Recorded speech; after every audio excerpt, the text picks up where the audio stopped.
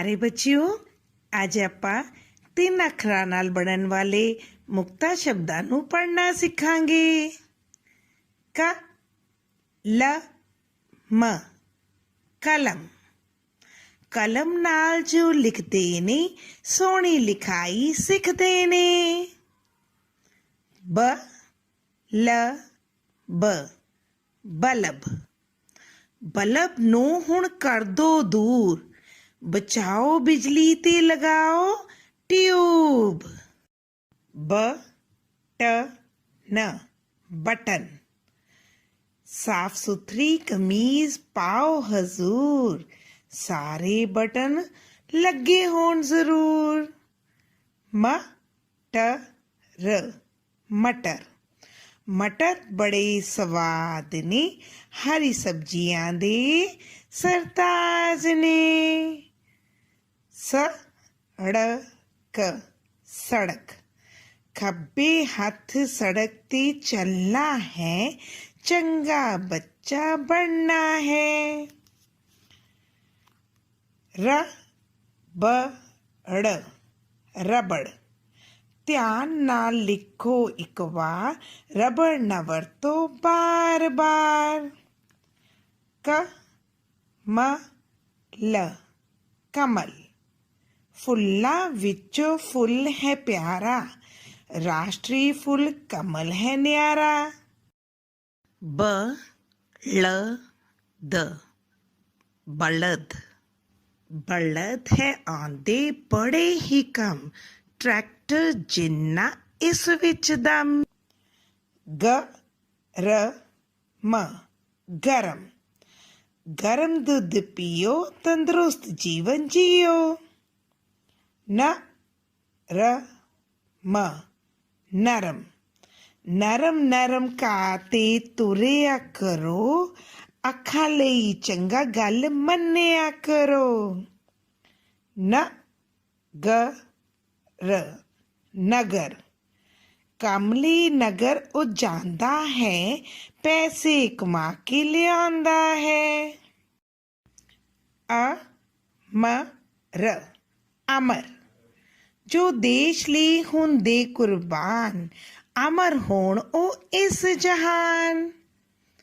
ਆਓ ਬੱਚਿਓ, ਹੁਣ ਲਿਖਣ ਦਾ ਅਭਿਆਸ ਕਰੀਏ।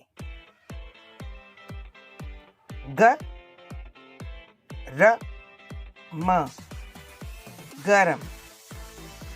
ਨ ਰ ਮ ਨਰਮ।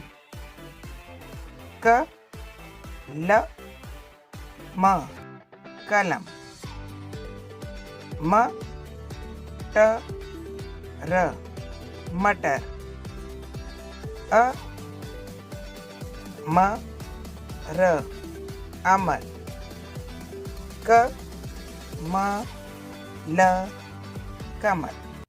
ਹੁਣ ਬੱਚਿਓ ਘਰ ਦਾ ਕੰਮ ਕਰਵਾਏ ਗਏ ਸ਼ਬਦਾਂ ਨੂੰ ਪੜ੍ਹਨਾ ਅਤੇ ਲਿਖਣਾ ਹੈ। ਧੰਨਵਾਦ।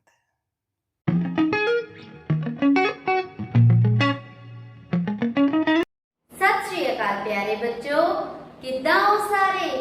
अज असी 1 ਤੋਂ ਲੈ ਕੇ 20 तक तुकबंदी राही गिनती सीखांगे। ਤਾਂ ਆਪਾਂ शुरू करते हैं। घड़ी है करदी टिक टिक टिक, कल्ली चीज हुंदी है एक, मम्मी रही है कपड़े तो, एक ते एक ने हुंदे दो, डैडी ने मैनू दिता पेन, दो ते एक ने हुंदे तीन, बनना है सबने होशियार, तीन ते एक ने हुंदे चार, असी गए मामे दी जंच, चार ते एक ने हुंदे पंज, पंछी उड़दे अंबरां ते, पंज ते एक ने हुंदे छे, टीचर देन सियानी मत, छे ते एक ने हुंदे सत, मेले दे विच बड़ा ही कट, सत्त ते एक ने हुंदे अठ, कम मुका लै फिर तू सो, अठ ते एक ने हुंदे नौ, मिठा तामी प्यार दा रस, नौ ते एक ने हुंदे दस, जे तू कदे न मनन हारा, दस ते एक ने हुंदे ग्यार, विद्या पढ़ के बाजी मारा, 10 ते 2 ने हुंदे 12, काम तो मुख कदे ना फेरा, 10 ते 3 ने हुंदे 13, हासियां नाल मैं जख्म से आंदा, 10 ते 4 ने हुंदे 14, कोई फर्क ना मस्जिद मंदरा, 10 ते 5 ने हुंदे 15, संग दोस्तां दुख सुख फोला, 10 ते 6 ने हुंदे 16, फुल्लां संग ने हुंदियां खारा, 10 ते 7 ने हुंदे 17, देश कौम तो जिंदगी वारा, 10 ते 8 ने हुंदे 18, चुल्हे ते मैं छल्ली पुन्नी, 10 ते 9 ने हुंदे 19, पा दुनिया ते नवीं हिली, 10 ते 10 ने हुंदे 20, 10 ते 10 ने हुंदे 20। ਤਾਂ ਬੱਚੋ ਤੁਸੀਂ ਵੀ ਕਰੋ 1 ਤੋਂ ਲੈ ਕੇ 20 ਤੱਕ ਗਿਣਤੀ ਬੋਲਣ ਦਾ ਅਭਿਆਸ ਕਰਨਾ ਹੈ। ਧੰਨਵਾਦ। Good morning, children. I hope you all are ready for your English class. Good. So, today we will learn to write P. P. P. P. Parrot. P. P. Peacock. Children, now let us feel the shape for P. It has a standing line, and from the top it has a small curve up to the middle. It is P. P. Peacock, P. P. Parrot, and P. P. Printer. Children, today we will practice P. P. Peacock, P. P. Parrot. Look, make a standing line, and from the top make a curve up to the middle. It is P. P. Peacock, P. P. Parrot. We have a standing line. With another string of clay, I will make a curve up to the middle. Look, it is P. P. Peacock, P. P. Parrot. Look here, children. For writing P, we use first 3 lines of our notebook. Look here. We start from the first red line and we draw a standing line up to the third line. It is blue. Then we make a curve, a small curve up to the second line. It is P. P. P. Peacock. For writing P, we use first 3 lines of our notebook. We will start from the first red line and draw a standing line up to the third line. Then we will make a small curve up to the second line. It is P. Now, a standing line up to the third line and a small curve up to second line. P. A standing line and a small curve up to the second line. P. P. P. Parrot. P. P. Printer. Good. You all were good. So now it's time for your homework. And children, you will write a complete page for letter P in your notebook. Keep learning. Bye-bye. मेरी पहली जमात है बहुत ही बीबे ते प्यारे बच्चों सत श्री अकाल जी प्यारे बच्चों ਤੁਸੀਂ ਲਗਾਤਾਰ ਸਾਡੇ ਘਰ ਵਿੱਚ ਪਾਲੇ ਜਾਣ ਵਾਲੇ ਜਾਨਵਰਾਂ ਬਾਰੇ ਪਿਆਰੇ ਪਿਆਰੇ ਪੰਛੀਆਂ ਬਾਰੇ ਕਿੰਨਾ ਕੁਝ ਜਾਣ ਰਹੇ ਹੋ ਕਿੰਨੇ ਪਿਆਰੇ ਲੱਗਦੇ ਨੇ ਸਾਨੂੰ ਪਰ ਬੱਚਿਓ ਹੁਣ ਮੈਂ ਤੁਹਾਨੂੰ ਇੱਕ ਹੋਰ ਗੱਲ ਦੱਸਣ ਵਾਲੀ ਹਾਂ ਅੱਜ ਦੀ ਜਮਾਤ ਮੈਂ ਨਹੀਂ ਲੈਣੀ ਤੁਹਾਡੀ ਸਾਡੀ ਜਮਾਤ ਦੇ ਵਿੱਚ ਨਵੇਂ ਮੈਡਮ ਆਏ ਨੇ ਹੁਣ ਤੁਹਾਡੀ ਜਮਾਤ ਉਹ ਲੈਣਗੇ ਚਲੋ ਬੱਚਿਓ ਫਿਰ ਦੇਖਦੇ ਹਾਂ ਮੈਡਮ ਜੀ ਅੱਜ ਤੁਹਾਨੂੰ ਕੀ ਪੜਾਉਣ ਵਾਲੇ ਨੇ ਹਾਂਜੀ ਪਿਆਰੇ ਬੱਚਿਓ ਅੱਜ ਅਸੀਂ ਜਮਾਤ ਦੇ ਵਿੱਚ ਮਨਪਸੰਦ ਜਾਨਵਰਾਂ ਤੇ ਪੰਛੀਆਂ ਦੇ ਨਾਂ ਬਾਰੇ ਗੱਲਬਾਤ ਕਰਾਂਗੇ ਬੱਚਿਓ ਤੁਸੀਂ ਮੈਨੂੰ ਵਾਰੀ-ਵਾਰੀ ਕਰਕੇ ਦੱਸੋ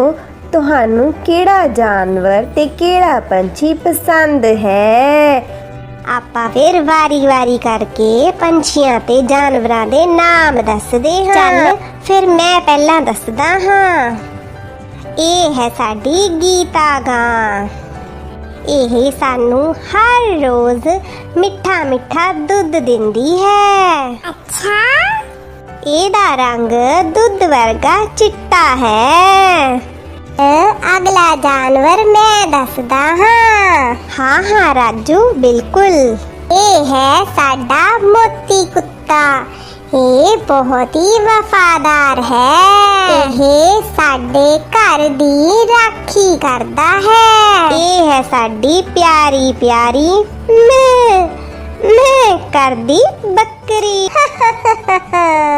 ਬੱਕਰੀ ਦਾ ਦੁੱਧ ਸਿਹਤ ਲਈ ਬਹੁਤ ਚੰਗਾ ਹੁੰਦਾ ਹੈ ਸੱਚੀ ਰਮਨ ਹਾਂ ਰਾਜੂ ਇਹ ਹੈ ਸਾਡਾ ਪਿਆਰਾ ਪਿਆਰਾ ਮਿੱਠੂ ਤੋਤਾ ਇਹ ਤਾਂ ਕਿੰਨਾ ਸੋਹਣਾ ਲੱਗਦਾ ਹੈ ਹਾਂ ਰਮਨ ਇਹ ਚੂਰੀ ਖਾਂਦਾ ਹੈ ਨਾਲੇ ਹਰੀ ਮਿਰਚ ਵੀ ਖਾਂਦਾ ਹੈ ਇਹ ਹੈ ਸਾਡਾ ਪਹਿਲਾਂ ਪਾਉਂਦਾ ਮੋਰ ਮੀਂਹ ਨੂੰ ਦੇਖ ਕੇ ਤਾਂ ਮੋਰ ਝੂਮ ਉੱਠਦਾ ਹੈ ਨੱਚਣ ਲੱਗਦਾ ਹੈ ਪਹਿਲਾਂ ਪਾਉਣ ਲੱਗਦਾ ਹੈ ਇਹ ਹੈ ਸਾਡੀ ਚੀ ਚੀ ਕਰਦੀ ਚਿੜੀ ਰਾਣੀ ਸਾਰਾ ਦਿਨ ਉੜਦੀ ਰਹਿੰਦੀ ਚੀ ਚੀ ਕਰਦੀ ਰਹਿੰਦੀ ਹੈ ਸੱਚੀ ਕਿਹਾ ਇਹ ਛੋਟੀ ਜਿਹੀ ਕਿੰਨੀ ਪਿਆਰੀ ਲੱਗਦੀ ਹੈ ਬਿਲਕੁਲ ਰਮਨ ਰਾਜੂ ਤੂੰ ਦੇਖ ਆਪਾਂ ਨੂੰ ਗੱਲਾਂ ਚ ਕਿੰਨੇ ਜਾਨਵਰਾਂ ਦੇ ਨਾਮ ਯਾਦ ਨੇ ਹਾਂਜੀ ਪਿਆਰੇ ਬੱਚਿਓ ਦੇਖਿਆ ਤੁਸੀਂ ਤੁਹਾਨੂੰ ਆਪਣੇ ਮਨਪਸੰਦ ਜਾਨਵਰਾਂ ਬਾਰੇ ਪੰਛੀਆਂ ਬਾਰੇ ਪੁੱਛਿਆ ਤੇ ਤੁਸੀਂ ਵੀ ਝਟਪਟ ਜਵਾਬ ਦਿੱਤੇ ਹੈ ਨਾ ਜੀ ਸੋ ਬੱਚਿਓ ਹੁਣ ਤੁਸੀਂ ਸਾਰਿਆਂ ਨੇ ਇਹਨਾਂ ਸਾਰੀਆਂ ਗੱਲਾਂ ਨੂੰ ਯਾਦ ਕਰਨਾ ਹੈ ਜੀ ਖੁਸ਼ ਰਹੋ ਅਗਲੀ ਜਮਾਤ ਵਿੱਚ ਫੇਰ ਕੁਝ ਨਵਾਂ ਸਿੱਖਾਂਗੇ ਤਦ ਤੱਕ ਲਈ ਧੰਨਵਾਦ ਜਮਾਤ ਦੂਜੀ ਵਿਸ਼ਾ ਪੰਜਾਬੀ ਦੀ ਪਾਠ ਪੁਸਤਕ ਵਿੱਚੋਂ ਪੈਰੀ ਹਾਹਾ ਵਾਲੇ ਸ਼ਬਦ ਅਤੇ ਵਾਕ ਪੜਾਂਗੇ ਤਾਂ ਪਹਿਲਾ ਸ਼ਬਦ ਹੈ ਹੜ ਹੜ ਅਗਲਾ ਸ਼ਬਦ ਵੇਖੋ ਥੜਾ ਥੜਾ ਤੀਲਾ ਤੀਲਾ ਹਾਂਜੀ ਅਗਲਾ ਸ਼ਬਦ ਸਰੋਂ ਸਰੋਂ ਹਾਂਜੀ ਅੱਗੇ ਵੇਖੋ ਚਰੀ ਚਰੀ ਜ਼ਿਲ੍ਹਾ ਜ਼ਿਲ੍ਹਾ पढ़ना पढ़ना अगला शब्द आलहना आहलना आगे देखो बच्चों मुड़का मुड़का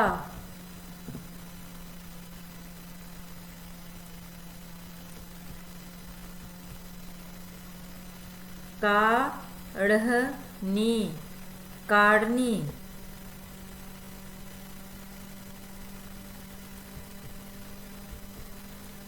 चढ़ना चढ़ना। हाँ जी अगे वेखो। बन्हना बन्हना। हाँ जी बच्चों हुण आपां पैरी हाहा वाले वाकां नूं पढ़ांगे। तो पहला वाक है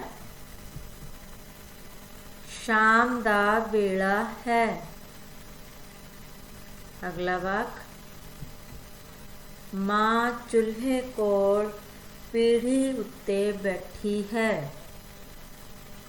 मां चुल्हे कोल पीढ़ी उत्ते बैठी है। हाँ जी अगे उसने चुल्हे उत्ते सरों दा साग रिन्या।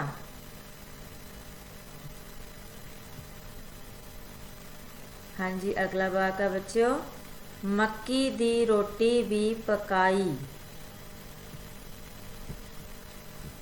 अगे नेड़े ही काढ़नी विच दुध कढ़ रहा है। अगला वाक मैं मूहरे उत्ते बैठा रोटी खा रहा हाँ। हाँ जी बच्चों अगला वाक मैनू सरों दा साग स्वाद लगता है। बच्चों तुहानू पैरी हाहा वाले शब्द अते वाक चंगी तरह समझ आ गए होणगे। हुण तुहाडे लई घर दा काम है। बच्चे तुहाडे सामने पैरी हाहा वाले शब्द अते वाक दिते गए हन। तुसीं इन्हां नूं सुंदर लिखाई विच कापी ते लिख के पढ़ना है। प्यारे बच्चों सत श्री अकाल। अज आपां गिनतारे की सहायता नाल संख्यावां दा जोड़ करते हुए जमात दूसरी विशा गणित पन्ना नंबर 53 उपर दिते सवाल नूं हल करांगे। प्यारे बच्चों ये है गिनतारा। इस दी पहली छड़ इकाई दी हुंदी है। इस दी दूसरी छड़ दहाई दी हुंदी है। बच्चों आओ देखिए इस गिनतारे विच किन्ने मोती हन। पहला इस दी इकाई दी छड़ विचले मोती गिनते हाँ। 1 2 3। इकाई दी छड़ विच 3 मोती हन। इसका मतलब है 3 इकाइयां। बच्चों आओ हुण गिनतारे दी दहाई दी छड़ विचले मोती गिनते हाँ। गिनतारे दी दहाई दी छड़ विच है 1 मोती। इसलिए दहाई के स्थान ते 1 दा अंक रखते हाँ। बच्चों हुण असी हरे रंग के 5 मोती होर लेंदे हाँ भाव 5 इकाइयां। बच्चों हरे रंग के 5 मोती किस छड़ विच पावांगे? हाँ जी इन्हां नूं असी इकाई दी छड़ विच पावांगे। 1 2 3 4 5। आओ बच्चों हुण असी गिनतारे विचले सारे मोती गिनते हाँ। इकाई दी छड़ विच किन्ने मोती हन? 1 2 3 4 5 6 7 8। इसका मतलब है 8 इकाइयां। 3 इकाइयां अते 5 इकाइयां मिल के बन गईयां 8 इकाइयां। आओ हुण असी गिनतारे दी दहाई दी छड़ विच देखदे हां किन्ने मोती हन। 1 मोती। इसलिए दहाई के स्थान पर अंक आएगा 1। 1 दहाई बराबर 10 की हुंदी है। इसलिए संख्या बन गई 10 8 18। 13 मोती अते होर 5 मोती मिल के बन गए 18 मोती। ਬੱਚਿਓ, ਘਰ ਦੇ ਕੰਮ ਵਿੱਚ ਤੁਸੀਂ ਦੱਸੇ ਹੋਏ ਤਰੀਕੇ ਨਾਲ ਪੰਨਾ ਨੰਬਰ 55 ਉੱਪਰ ਸਵਾਲ ਨੰਬਰ 5 ਦੇ ਸਾਰੇ ਭਾਗ ਅਤੇ ਪੰਨਾ ਨੰਬਰ 56 ਉੱਪਰ ਸਵਾਲ ਨੰਬਰ 6 ਨੂੰ ਆਪਣੀਆਂ ਕਾਪੀਆਂ ਉੱਪਰ ਹੱਲ ਕਰਨਾ ਹੈ। ਧੰਨਵਾਦ।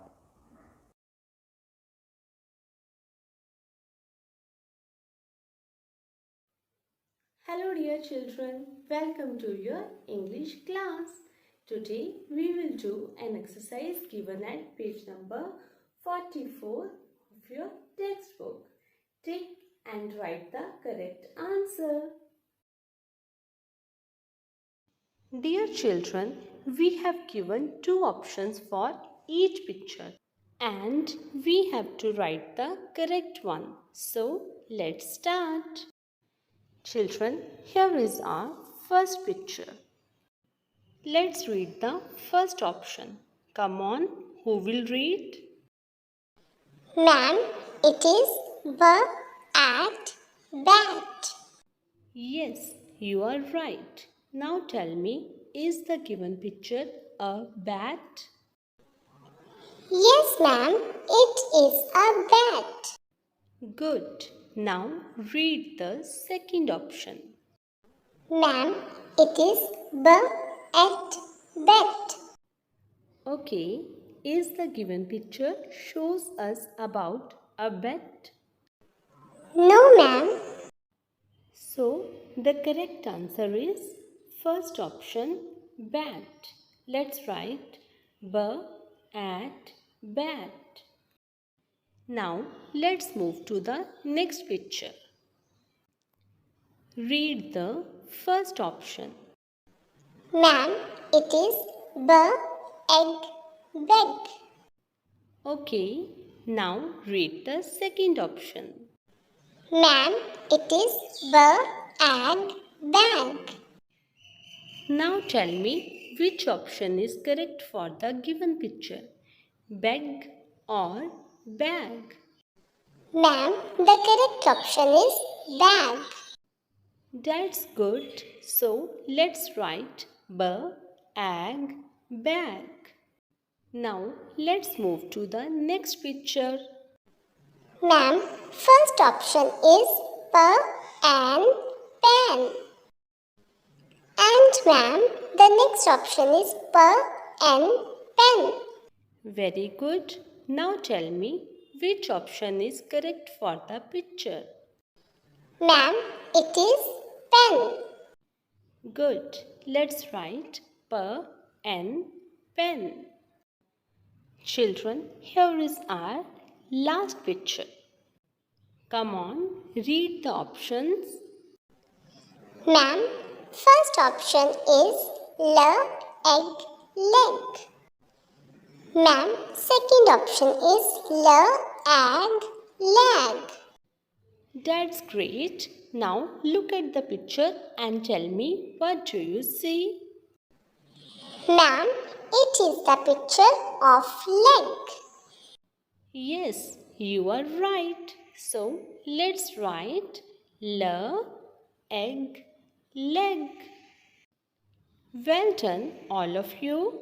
Now it's time to note down your homework.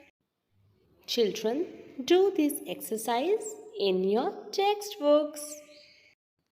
ਸਤਿ ਸ਼੍ਰੀ ਅਕਾਲ ਪਿਆਰੇ ਬੱਚਿਓ, ਅੱਜ ਅਸੀਂ ਪੰਜਾਬੀ ਦਾ 8ਵਾਂ ਪਾਠ ਦੇਖੋ, ਠਹਿਰੋ ਤੇ ਜਾਓ, ਜਿਹੜਾ ਅਸੀਂ ਪਹਿਲੇ ਹੀ ਪੜ੍ਹ ਚੁੱਕੇ ਹਾਂ, ਦੇ ਸ਼ਬਦ ਅਰਥ ਕਰਾਂਗੇ, ਜੋ ਕਿ ਤੁਹਾਡੀ ਪੰਜਾਬੀ ਪਾਠ ਪੁਸਤਕ ਵਿੱਚ ਸਫਾ ਨੰਬਰ 41 ਤੇ ਦਰਜ ਹਨ।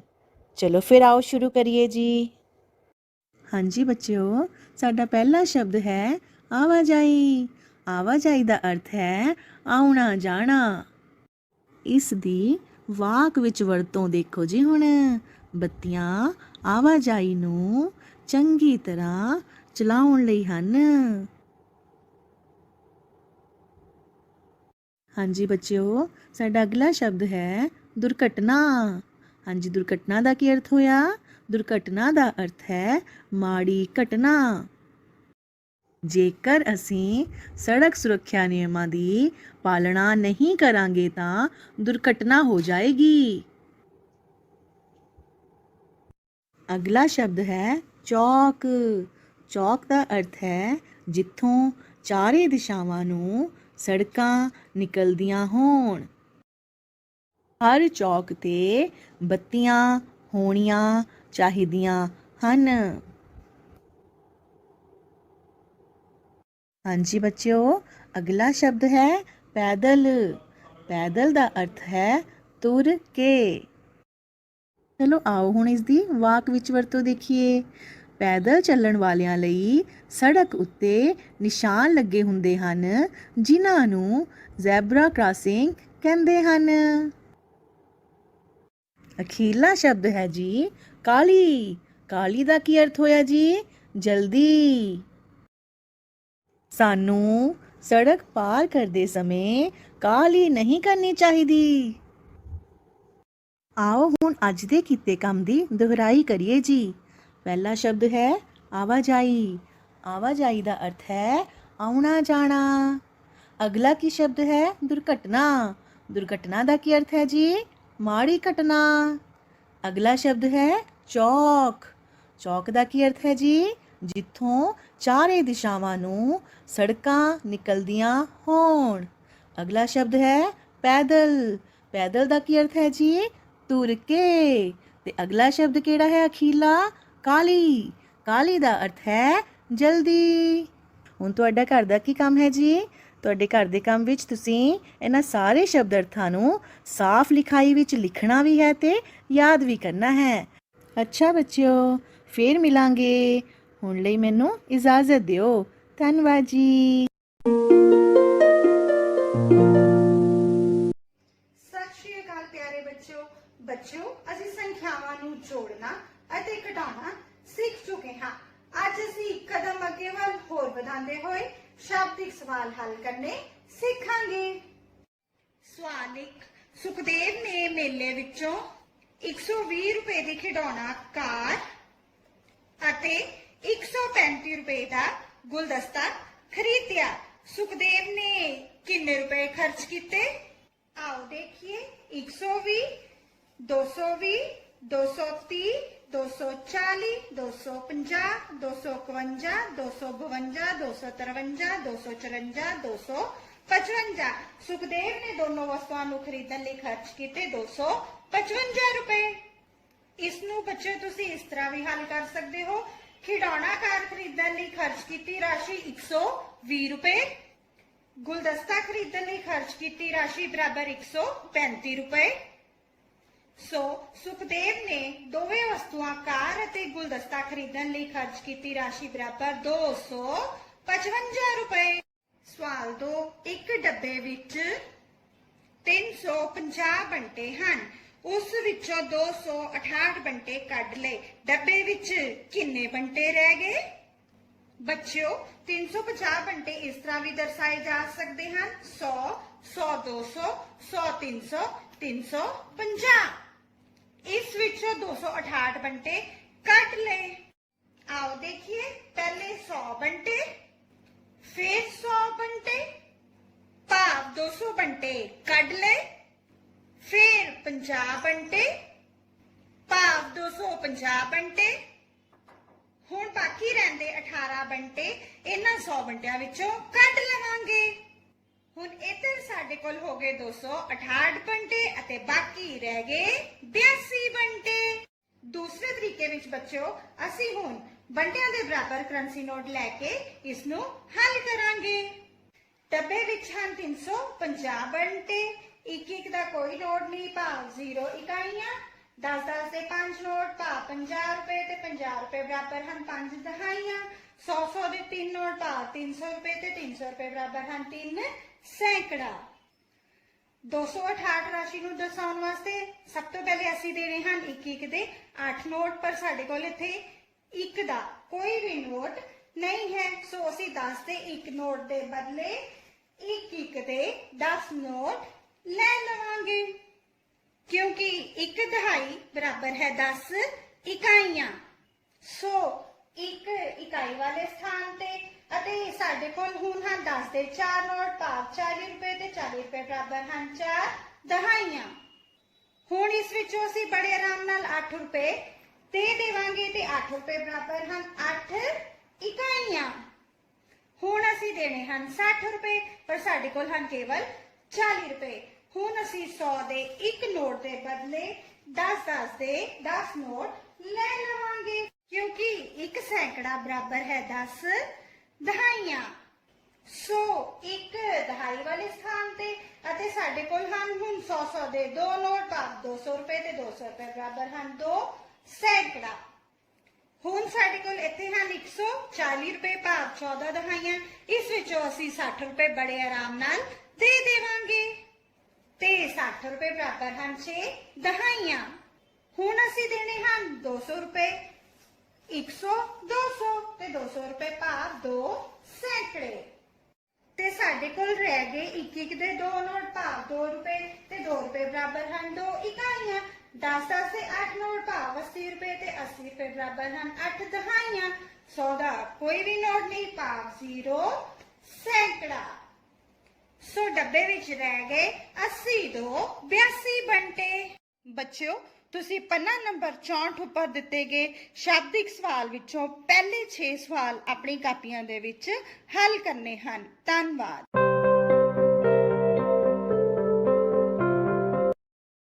Hello children, today we are going to discuss exercise write the name of colors in the given space on page number 27. So children, we'll start from this color. Which color is this? Yes, red. Here we have some objects of red color like a red apple, red balloons, a red rose and a red umbrella. Children, how do we spell it? Like this. R-E-D. Red. Then our next color is green. Here we have a green tree, a green leaf, a green balloon and a green hat. So children, here is green. G-R-E-E-N.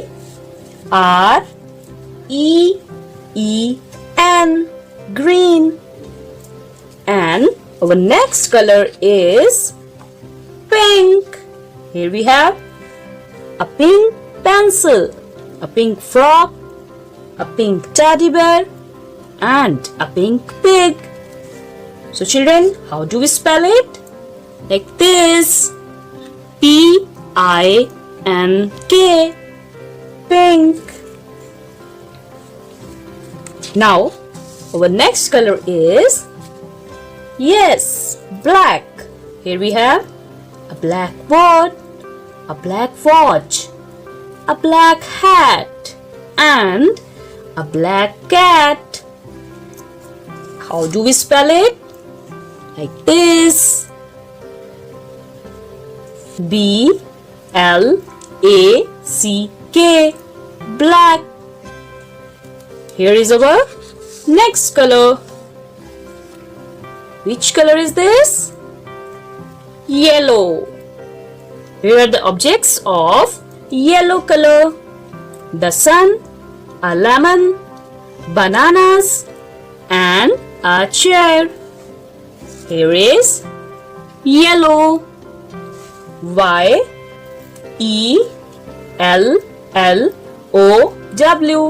Yellow. So our next color is blue. Here we have a blue car, a blue ball, a blue t-shirt and the sky is also, yes, blue. And how do we spell it? Like this. B-L-U-E. Blue. So our next color is brown. The trunk of a tree is brown. A brown bag, a brown shoe and a brown bear. And children, how do we spell it? Like this. B-R-O-W-N. brown. Here is our next color. Yes, purple. A purple cap, a purple brinjal, purple grapes, and a purple pencil. How do we spell it? Like this. P-U-R-P-L-E. Purple. So children, let's revise. Here is red color. Then green. Here we have pink. Then next is black. Here is yellow. Next color is blue. Here we have brown. And the last one is purple. The homework is complete this exercise on page number 27. Thank you. Hello प्यारे ਬੱਚਿਓ ਅਸੀਂ ਸਾਰੇ ਰੋਜ਼ਾਨਾ ਵੱਖ-ਵੱਖ ਪ੍ਰਕਾਰ ਦਾ ਭੋਜਨ ਕਰਦੇ ਹਾਂ, ਜਿਵੇਂ ਰੋਟੀ ਸਬਜ਼ੀ, ਦਾਲ ਚਾਵਲ, ਦਹੀਂ ਪਰਾਂਠਾ ਤੇ ਲੱਸੀ ਆਦਿ। ਬੱਚਿਓ, ਸਾਡੇ ਦੇਸ਼ ਭਾਰਤ ਦੇ ਵੱਖ-ਵੱਖ ਰਾਜਾਂ ਵਿੱਚ ਅਨੇਕਾਂ ਪ੍ਰਕਾਰ ਦੇ ਭੋਜਨ ਪਦਾਰਥ ਪਕਾਏ ਅਤੇ ਖਾਧੇ ਜਾਂਦੇ ਹਨ। ਅੱਜ ਅਸੀਂ ਪਾਠ ਨੂੰ ਭੋਜਨ ਪਕਾਈਏ ਅਤੇ ਖਾਈਏ ਵਿੱਚ ਇਹਨਾਂ ਭੋਜਨ ਪਦਾਰਥਾਂ ਬਾਰੇ ਹੋਰ ਜਾਣਕਾਰੀ ਪ੍ਰਾਪਤ ਕਰਾਂਗੇ। ਗੁਰਜੋਤ ਦੇ ਮਾਮਾ ਜੀ ਫੌਜੀ ਸਨ। ਉਹਨਾਂ ਦੇ ਬੱਚੇ ਅਤੇ ਪਤਨੀ ਉਹਨਾਂ ਦੇ ਨਾਲ ਪਠਾਨਕੋਟ ਛਾਉਣੀ ਦੇ ਕੁਆਟਰ ਵਿੱਚ ਰਹਿੰਦੇ ਸਨ। ਬੱਚਿਓ, ਛਾਉਣੀ ਤੋਂ ਭਾਵ ਉਹ ਥਾਂ ਹੈ ਜਿੱਥੇ ਫੌਜ ਦੀ ਨੌਕਰੀ ਕਰਨ ਵਾਲੇ ਅਫਸਰ ਸਾਹਿਬਾਨਾਂ ਨੂੰ ਰਹਿਣ ਲਈ ਕੁਆਟਰ ਦਿੱਤੇ ਜਾਂਦੇ ਹਨ। ਇੱਥੇ ਰਹਿੰਦੇ ਪਰਿਵਾਰਾਂ ਦੇ ਬੱਚੇ ਛਾਉਣੀ ਵਿੱਚ ਬਣੇ ਫੌਜੀ ਸਕੂਲਾਂ ਵਿੱਚ ਹੀ ਪੜ੍ਹਦੇ ਹਨ। ਇੱਕ ਵਾਰ ਗੁਰਜੋਤ ਆਪਣੀ ਮਾਤਾ ਜੀ ਨਾਲ ਮਾਮਾ ਜੀ ਨੂੰ ਮਿਲਣ ਗਈ। ਉਹ ਮਾਮਾ ਜੀ ਦੇ ਬੱਚਿਆਂ ਨਾਲ ਉਹਨਾਂ ਦੇ ਸਕੂਲ ਗਈ। ਉਸਨੇ ਅੱਧੀ ਛੁੱਟੀ ਸਮੇਂ ਜਮਾਤ ਦੇ ਸਾਰੇ ਬੱਚਿਆਂ ਨਾਲ ਮਿਲ ਕੇ ਖਾਣਾ ਖਾਧਾ। ਸਾਰੇ ਬੱਚੇ ਆਪਣੇ ਖੇਤਰਾਂ ਦੇ ਅਨੁਸਾਰ ਵੱਖ-ਵੱਖ ਭੋਜਨ ਲੈ ਕੇ ਆਏ ਸਨ। ਗੁਰਜੋਤ ਨੇ ਦੇਖਿਆ ਬੱਚੇ ਖਾਣੇ ਵਿੱਚ ਤਾਮਿਲਨਾਡੂ ਦਾ ਇਡਲੀ ਸਾਂਬਰ, ਬੰਗਾਲ ਦੇ ਮੱਛੀ ਚਾਵਲ, ਪੰਜਾਬ ਦੀ ਮੱਕੀ ਦੀ ਰੋਟੀ ਅਤੇ ਸਰੋਂ ਦਾ ਸਾਗ, ਰਾਜਸਥਾਨ ਦਾ ਦਾਲ ਬਾਟੀ ਚੂਰਮਾ ਅਤੇ ਪੂਰਬੀ ਖੇਤਰ ਵਾਲੇ ਮੋਮੋਜ਼ ਵੀ ਲੈ ਕੇ ਆਏ ਹੋਏ ਸਨ। ਸਕੂਲ ਤੋਂ ਘਰ ਆ ਕੇ ਗੁਰਜੋਤ ਨੇ ਹੈਰਾਨੀ ਨਾਲ ਵੱਖ-ਵੱਖ ਤਰ੍ਹਾਂ ਦੇ ਭੋਜਨ ਬਾਰੇ ਮਾਤਾ ਜੀ ਨੂੰ ਦੱਸਿਆ। ਉਸਨੇ ਪੁੱਛਿਆ, ਇਹ ਬੱਚੇ ਵੱਖ-ਵੱਖ ਤਰ੍ਹਾਂ ਦਾ ਭੋਜਨ ਕਿਉਂ ਖਾਂਦੇ ਹਨ? ਮਾਤਾ ਜੀ ਨੇ ਦੱਸਿਆ, ਬੇਟਾ, ਸਾਡੇ ਦੇਸ਼ ਦੀਆਂ ਵੱਖ-ਵੱਖ ਥਾਵਾਂ 'ਤੇ ਵੱਖ-ਵੱਖ ਭੋਜਨ ਪੈਦਾ ਹੁੰਦਾ ਹੈ। ਇਸ ਕਰਕੇ ਉੱਥੋਂ ਦੇ ਰਹਿਣ ਵਾਲੇ ਲੋਕ ਉਸ ਅਨੁਸਾਰ ਹੀ ਆਪਣੀਆਂ ਭੋਜਨ ਆਦਤਾਂ ਬਣਾ ਲੈਂਦੇ ਹਨ। ਜਿਵੇਂ ਅਸੀਂ ਪੰਜਾਬ ਵਿੱਚ ਜ਼ਿਆਦਾ ਕਣਕ ਖਾਂਦੇ ਹਾਂ। ਪੱਛਮੀ ਬੰਗਾਲ ਦੇ ਲੋਕ ਚਾਵਲਾਂ ਦੀ ਖੇਤੀ ਹੋਣ ਕਾਰਨ ਚਾਵਲ ਅਤੇ ਸਮੁੰਦਰ ਦੇ ਨੇੜੇ ਰਹਿਣ ਵਾਲੇ ਮੱਛੀ ਖਾਂਦੇ ਹਨ। ਬੱਚਿਓ, ਹੁਣ ਵਾਰੀ ਹੈ ਘਰ ਦੇ ਕੰਮ ਦੀ। ਘਰ ਦੇ ਕੰਮ ਵਿੱਚ ਬੱਚੋ ਤੁਸੀਂ ਪਾਠ ਵਿੱਚ ਪੜ੍ਹੇ ਹੋਏ ਖੇਤਰਾਂ ਅਤੇ ਉਹਨਾਂ ਦੇ ਭੋਜਨ ਪਦਾਰਥਾਂ ਦੀ ਸੂਚੀ ਆਪਣੀ ਕਾਪੀ ਵਿੱਚ ਇਸੇ ਤਰ੍ਹਾਂ ਤਿਆਰ ਕਰਨੀ ਹੈ। ਬਹੁਤ ਬਹੁਤ ਧੰਨਵਾਦ ਬੱਚਿਓ। ਪਾਠ 8 ਬੁੱਝ ਤੂੰ ਮੇਰੀ ਬਾਤ। ਬੱਚਿਓ, ਇਸ ਪਾਠ ਵਿੱਚ ਤੁਸੀਂ ਇੱਕ ਅਜਿਹੀ ਮਸ਼ੀਨ ਬਾਰੇ ਪੜ੍ਹਿਆ ਹੈ ਜੋ ਕਿ ਸਾਡੇ ਸਾਰੇ ਕੰਮ ਸੁਖਾਲੇ ਕਰ ਦਿੰਦੀ ਹੈ। ਉਹ ਹੈ ਕੰਪਿਊਟਰ। ਇਸ ਕਵਿਤਾ ਵਿੱਚ ਤੁਸੀਂ ਇਸ ਮਸ਼ੀਨ ਦੀਆਂ ਅਨੇਕਾਂ ਖੂਬੀਆਂ ਬਾਰੇ ਵੀ ਪੜ੍ਹਿਆ ਹੈ। ਚਲੋ ਹੁਣ ਦੇਖੀਏ ਕਿ ਤੁਹਾਨੂੰ ਕਿੰਨਾ ਕੁ ਪਾਠ ਯਾਦ ਹੈ। ਅੱਜ ਅਸੀਂ ਇਸ ਕਵਿਤਾ ਦੇ ਅਭਿਆਸ ਦੇ ਰੂਪ ਵਿੱਚ 17 ਪੂਰੀਆਂ ਕਰਾਂਗੇ। ਪਹਿਲੀ ਕਾਵ ਸਤਰ ਹੈ, ਦੀਪੇ ਕਹਿੰਦਾ ਸੁਣ ਓਏ ਜੀਤੀ। ਅੱਗੇ ਪੂਰੀ ਕਰੋ ਜੀ ਕਾਵ ਸਤਰ। ਸੋਚੋ ਕਵਿਤਾ ਵਿੱਚ ਤੁਸੀਂ ਕੀ ਪੜ੍ਹਿਆ ਹੈ? ਬੁੱਝ ਤੂੰ ਮੇਰੀ ਬਾਤ। ਸ਼ਾਬਾਸ਼, ਸਹੀ ਉੱਤਰ। ਪੂਰੀ ਕਾਵ ਸਤਰ ਬਣੀ, ਦੀਪੀ ਕਹਿੰਦਾ ਸੁਣ ਓਏ ਜੀਤੀ, ਬੁੱਝ ਤੂੰ ਮੇਰੀ ਬਾਤ। ਦੂਜੀ ਕਾਵ ਸਤਰ ਹੈ ਐਸੀ ਇੱਕ ਮਸ਼ੀਨ ਉਕੇੜੀ। ਅੱਗੇ ਕਾਵ ਸਤਰ ਪੂਰੀ ਕਰੋ ਬੱਚਿਓ। ਕਵਿਤਾ ਵਿੱਚ ਪੜਿਆ ਹੈ ਆਪਾਂ ਨੇ, ਦੀਪੀ ਕਹਿੰਦਾ ਸੁਣ ਓਏ ਜੀਤੀ ਬੁੱਝ ਤੂੰ ਮੇਰੀ ਬਾਤ, ਐਸੀ ਇੱਕ ਮਸ਼ੀਨ ਉਕੇੜੀ ਜੋ ਬੰਦੇ ਲਈ ਦਾਤ। ਹੁਣ ਦੱਸੋ ਬੱਚਿਓ ਸਹੀ ਉੱਤਰ ਕੀ ਹੋਇਆ? जो बंदे लई दात। ਬਿਲਕੁਲ ਸਹੀ। ਪੂਰੀ ਕਾਵ ਸਤਰ ਹੋਈ ਐਸੀ ਇੱਕ ਮਸ਼ੀਨ ਕਿਹੜੀ ਜੋ ਬੰਦੇ ਲਈ ਦਾਤ। ਤੀਜੀ ਕਾਵ ਸਤਰ ਹੈ ਜੋੜ ਘਟਾ ਤੇ ਗੁਣਾ ਵੰਡਤਾ। ਪੂਰੀ ਕਰੋ ਜੀ ਕਾਵ ਸਤਰ। ਕਵਿਤਾ ਵਿੱਚ ਆਪਾਂ ਨੇ ਪੜਿਆ ਹੈ, ਦੀਪੀ ਕਹਿੰਦਾ ਸੁਣ ਓਏ ਜੀਤੀ ਬੁੱਝ ਤੂੰ ਮੇਰੀ ਬਾਤ, ਐਸੀ ਇੱਕ ਮਸ਼ੀਨ ਕਿਹੜੀ ਜੋ ਬੰਦੇ ਲਈ ਦਾਤ। ਉਹ ਕੇਵਲ ਨਾ ਗਿਣਨਾ ਜਾਣੇ ਅੱਖਰ ਜੋੜ ਵੀ ਸਕਦੀ, ਜੋੜ ਘਟਾ ਤੇ ਗੁਣਾ ਵੰਡਤਾ ਪਲਾਚਣਾ ਵਿੱਚ ਕਰਦੀ। ਹੁਣ ਦੱਸੋ ਬੱਚਿਓ ਇਸ ਖਾਲੀ ਥਾਂ ਵਿੱਚ ਤੁਸੀਂ ਕੀ ਭਰੋਗੇ? पलाछना विच कर दी। शाबाश, बिल्कुल सही उत्तर। पूरी काव सत्र होई जोड़ घटाते गुणा वंडता पलाछना विच कर दी। चौथी काव सत्र है चित्र बना लो भावें रंग भी। अगे काव सत्र पूरी करो बच्चों। सोचो कविता विच तुसी की पढ़िया है? मन मर्जी दे कर लो। गलत जवाब। मन मर्जी दे कर लो नहीं, मन मर्जी दे भर लो।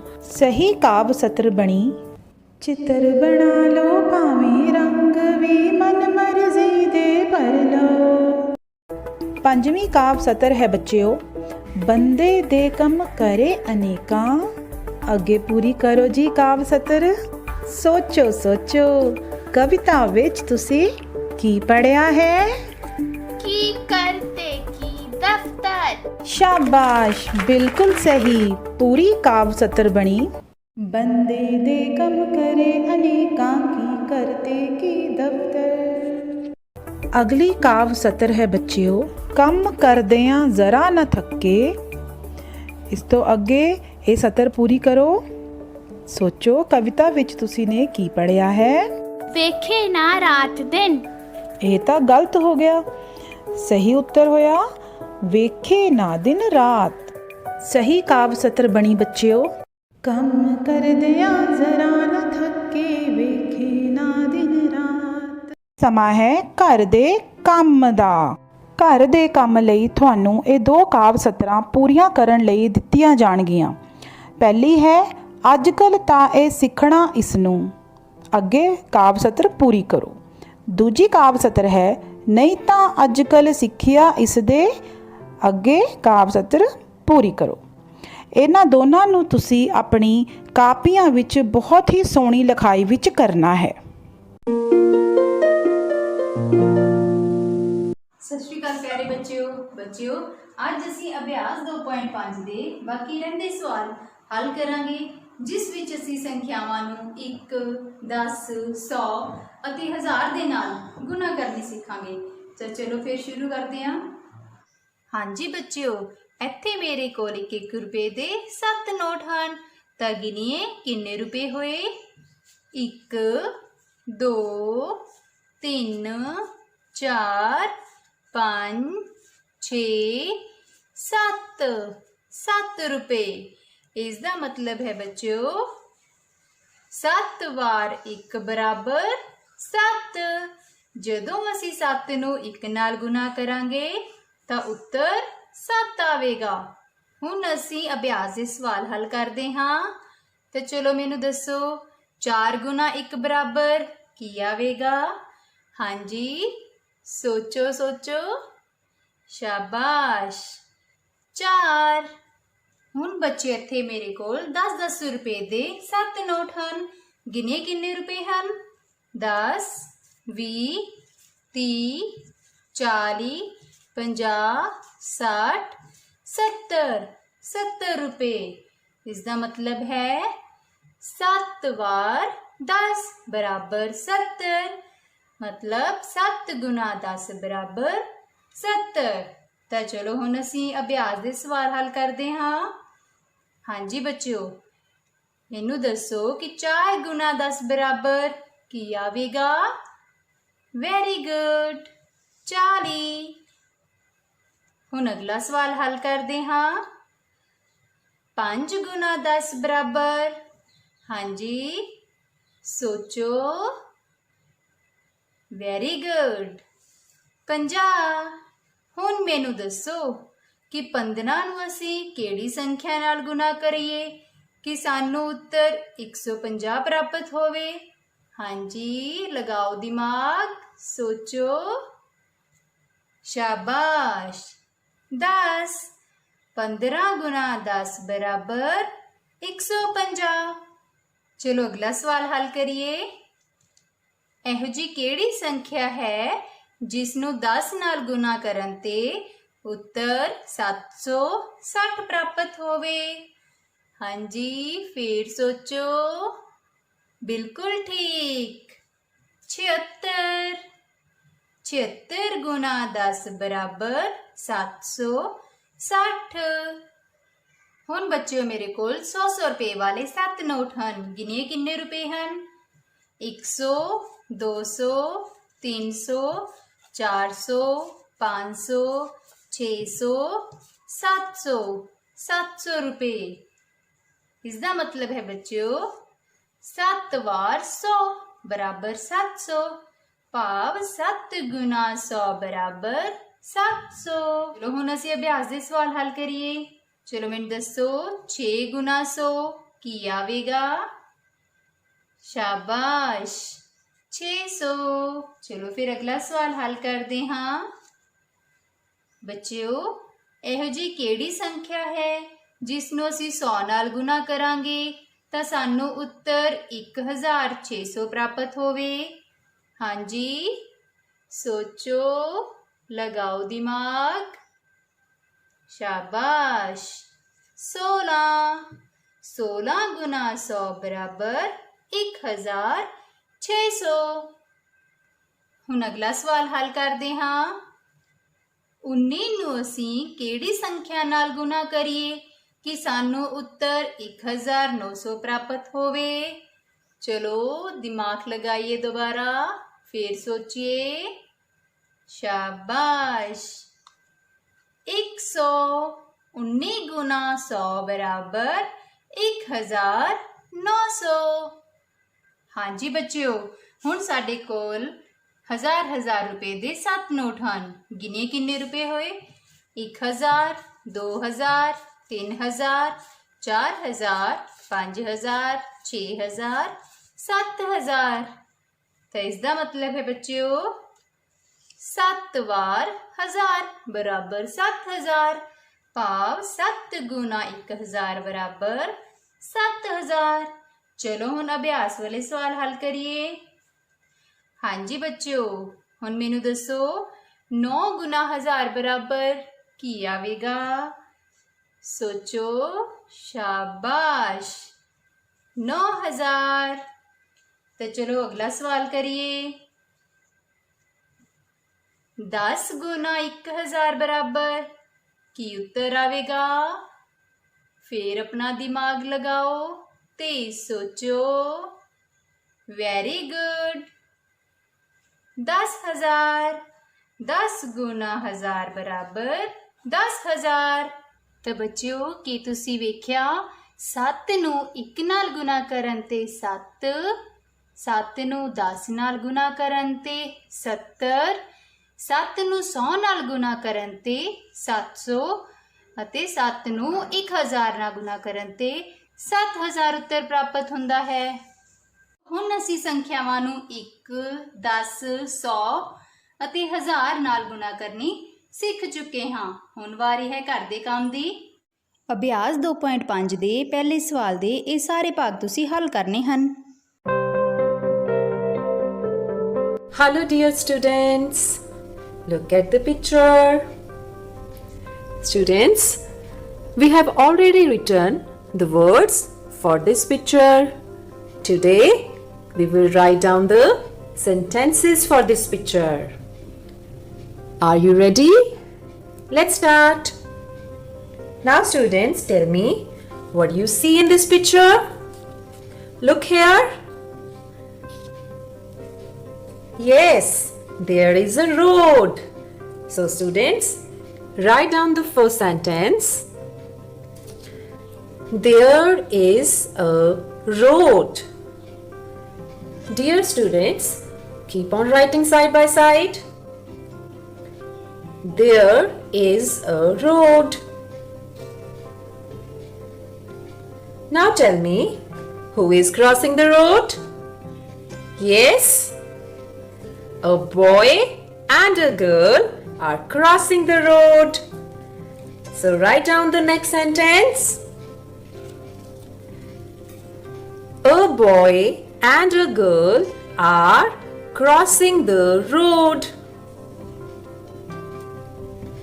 Students, write down neatly in your notebooks. A boy and a girl are crossing the road.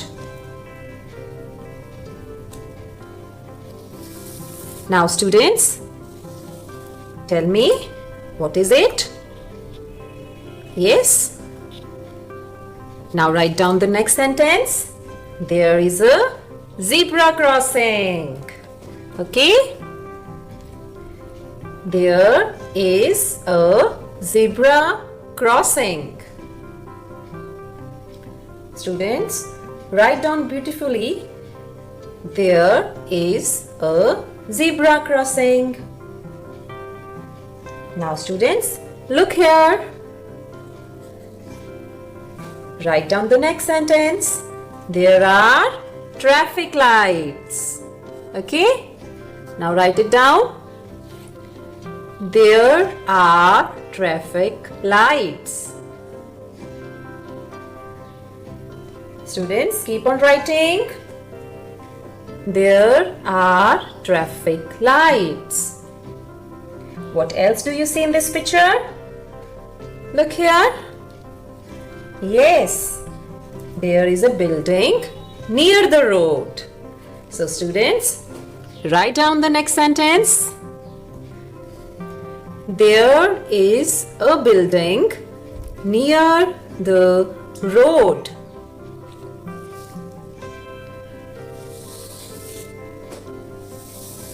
Students, keep on writing.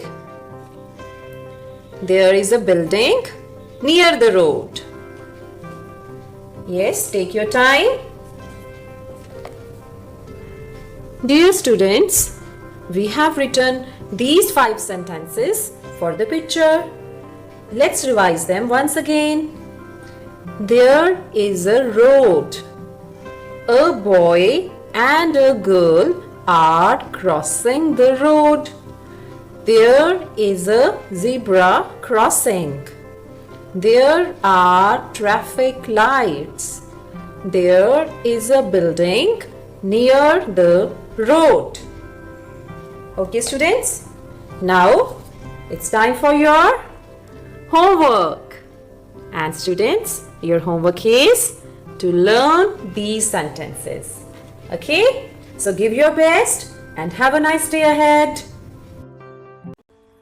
ਚੌਥੀ ਜਮਾਤ ਦੇ ਪਿਆਰੇ ਵਿਦਿਆਰਥੀਓ, ਤੁਸੀਂ ਵਾਤਾਵਰਣ ਸਿੱਖਿਆ ਦੇ ਪਾਠ 8 ਰੰਗ ਬਰੰਗੇ ਫੁੱਲ ਦੇ ਪਾਠ ਅਭਿਆਸ ਦੇ ਪਹਿਲੇ 5 ਪ੍ਰਸ਼ਨ ਕਰ ਚੁੱਕੇ ਹੋ। ਅੱਜ ਦਾ ਕੰਮ ਅਸੀਂ 6ਵੇਂ ਪ੍ਰਸ਼ਨ ਤੋਂ ਸ਼ੁਰੂ ਕਰਾਂਗੇ। ਸਾਡਾ 6ਵਾਂ ਪ੍ਰਸ਼ਨ ਹੈ, ਸਹੀ ਉੱਤਰ ਚੁਣ ਕੇ ਉਸ ਅੱਗੇ ਸਹੀ ਦਾ ਨਿਸ਼ਾਨ ਲਾਓ। ਊੜਾ, ਕਿਹੜਾ ਫੁੱਲ ਪਾਣੀ ਵਿੱਚ ਖਿੜਦਾ ਹੈ? ਗੇਂਦਾ, ਕਮਲ, ਗੁਲਾਬ। ਹਾਂਜੀ ਬੱਚਿਓ, ਤੁਸੀਂ ਇਸ ਫੁੱਲ ਦਾ ਚਿੱਤਰ ਕਈ ਵਾਰ ਆਪਣੀਆਂ ਕਿਤਾਬਾਂ ਵਿੱਚ ਵੇਖਿਆ ਹੋਵੇਗਾ। ਇਸ ਦਾ ਸਹੀ ਵਿਕਲਪ ਕਿਹੜਾ ਹੈ? ਸ਼ਾਬਾਸ਼, ਕਮਲ। ਅੱਗੇ ਹੈ ਐੜਾ। ਕਿਸ ਫੁੱਲ ਦੀ ਵਰਤੋਂ ਇਤਰ ਬਣਾਉਣ ਲਈ ਕੀਤੀ ਜਾਂਦੀ ਹੈ? ਕੇਲਾ, ਬ੍ਰੋਕਲੀ, ਗੁਲਾਬ। ਸ਼ਾਬਾਸ਼, ਗੁਲਾਬ। ਪਿਆਰੇ ਬੱਚਿਓ, ਤੁਸੀਂ ਸ਼ਾਦੀ ਆਦਿ ਮੌਕਿਆਂ ਤੇ ਇਤਰ ਦਾ ਇਸਤੇਮਾਲ ਜ਼ਰੂਰ ਕੀਤਾ ਹੋਵੇਗਾ। ਅੱਗੇ ਹੈ ਈੜੀ। ਦੇਸੀ ਅੱਕ ਦੇ ਫੁੱਲਾਂ ਤੋਂ ਕੀ ਬਣਦਾ ਹੈ? शाबाश दवाई। प्यारे बच्चों, सानू दवाई हमेशा डॉक्टर दी सलाह तो ही लेनी चाहिए है। अपने आप सानू कोई भी दवाई नहीं लेनी चाहिए। अगला है सस्सा। केड़ा फुੱਲ आकार विच वड्डा हुंदा है? गेंदा, निम, किक्कर। बच्चों, हेठा बने चित्र ध्यान नाल देखो। निम अते किक्कर दे फुੱਲ आकार विच बहुत छोटे हन अते साडा सही विकल्प केड़ा है? गेंदा। हुण असीं करांगे प्रश्न 7। गुलाब दे फुੱਲ तो की कुछ बनदा है? हाँ जी बच्चों, तुसी पाठ विच पहला ही पढ़ चुके हो। दसो इसका उत्तर की होएगा? इसका उत्तर है गुलाब दे फुੱਲ तो गुलाब जल, इतर अते शरबत बनदा है। अगे है प्रश्न 8। खुशबूदार तेल तैयार करन लई केड़े-केड़े फुੱਲਾਂ दी वरतों कीती जांदी है? हाँ जी बच्चों, मैनू पता है तुसी इसका उत्तर भी जानते हो। इसका उत्तर है चमेली अते लवैंडर दे फुੱਲਾਂ तो खुशबूदार तेल तैयार किया जाता है। अगला है प्रश्न 9। फुੱਲਾਂ नाल केड़े-केड़े मौके सजावट की जाती है? इसका उत्तर की है? इसका उत्तर है फुੱਲਾਂ नाल ब्याह दे मौके अते धार्मिक समागमां विच सजावट की जाती है। प्यारे बच्चों, हुण है घर दे काम दी बारी। तुसी अज किते गए काम दे प्रश्न संख्या 6, 7, 8 अते 9 दे उत्तर अपनी कापियां विच सुंदर लिखाई विच लिखने हन अते याद करके अपने वड्डियां नूं सुणाउने हन।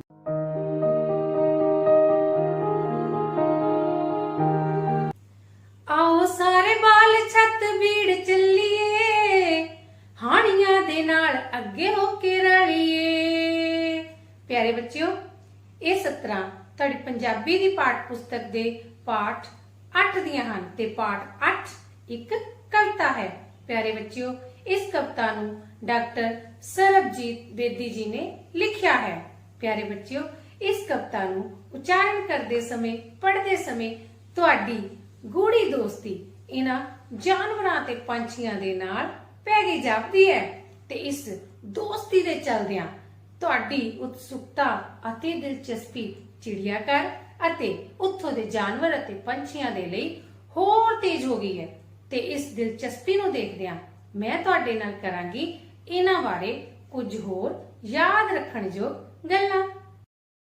ਕਵਿਤਾ ਚਿੜੀਆ ਘਰ ਵਿੱਚ ਬਹੁਤ ਸਾਰੇ ਜਾਨਵਰਾਂ ਅਤੇ ਪੰਛੀਆਂ ਦੀ ਗੱਲ ਕੀਤੀ ਗਈ ਹੈ, ਜਿਵੇਂ ਸ਼ੇਰ, ਬਾਂਦਰ, ਹਿਰਨਾਂ ਦੀ ਡਾਰ, ਕੋਸੀ ਧੁੱਪ ਸੇਕਦਾ ਹੋਇਆ ਮਗਰਮੱਛ, ਬਾਗ ਤੇ ਬਘੇਲੇ, ਬਾਰਾਸਿੰਗਾ, ਲੱਕੜ ਬੱਗਾ, ਨਿੱਕੀ ਜਿਹੀ ਛੰਭ ਵਿੱਚ ਤਰਦੇ ਹੰਸ, ਸੁਨਹਿਰੀ ਚੁੰਝ ਵਾਲੀ ਮੈਨਾ, ਪੰਛੀਆਂ ਦਾ ਰਾਜਾ ਮੋਰ, ਕੁੱਕੜ, ਲੂੰਬੜੀ ਅਤੇ ਲੰਮੀਆਂ ਛਾਲਾਂ ਮਾਰਦੇ ਖਰਗੋਸ਼।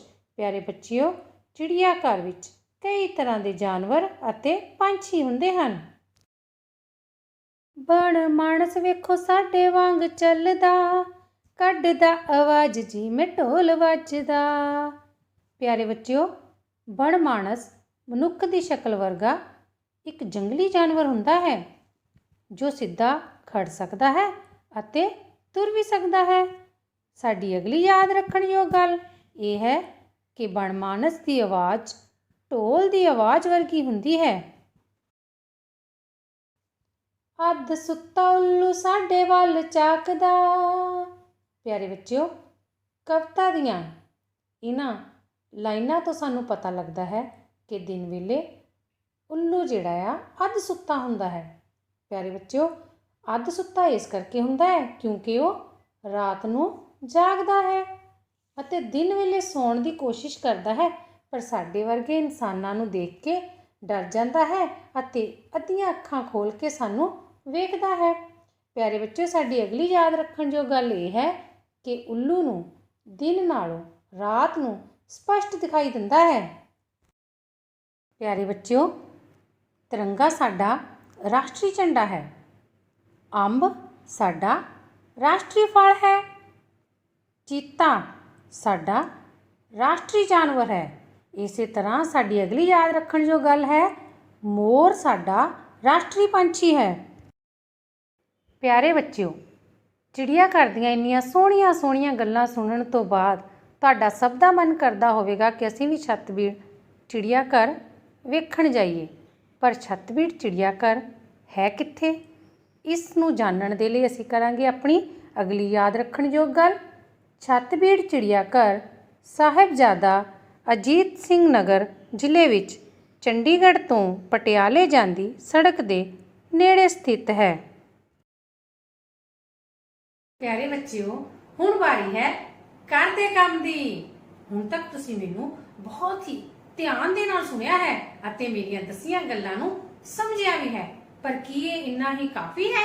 ਨਹੀਂ ਬੱਚਿਓ, ਤੁਸੀਂ ਜਦੋਂ ਇਹਨਾਂ ਸੁਣੀਆਂ ਹੋਈਆਂ ਗੱਲਾਂ ਨੂੰ ਆਪਣੀਆਂ ਕਾਪੀਆਂ ਉੱਪਰ ਲਿਖਦੇ ਹੋ ਤਾਂ ਤੁਹਾਨੂੰ ਇਹ ਗੱਲਾਂ ਯਾਦ ਵੀ ਹੋਣਗੀਆਂ ਅਤੇ ਤੁਹਾਡੀ ਲਿਖਾਈ ਵੀ ਸੁੰਦਰ ਹੋਵੇਗੀ। ਪਿਆਰੇ ਬੱਚਿਓ, ਤਾਂ ਫਿਰ ਆਪਣੀ ਪੰਜਾਬੀ ਦੀ ਪਾਠ ਪੁਸਤਕ ਦੇ ਪੰਨਾ ਨੰਬਰ 50 ਤੋਂ ਤੁਸੀਂ ਕੁਝ ਹੋਰ ਯਾਦ ਰੱਖਣ ਯੋਗ ਗੱਲਾਂ ਨੂੰ ਆਪਣੀਆਂ ਪੰਜਾਬੀ ਦੀਆਂ ਕਾਪੀਆਂ ਉੱਪਰ ਸੁੰਦਰ ਸੁੰਦਰ ਲਿਖਾਈ ਵਿੱਚ ਲਿਖਣਾ ਹੈ।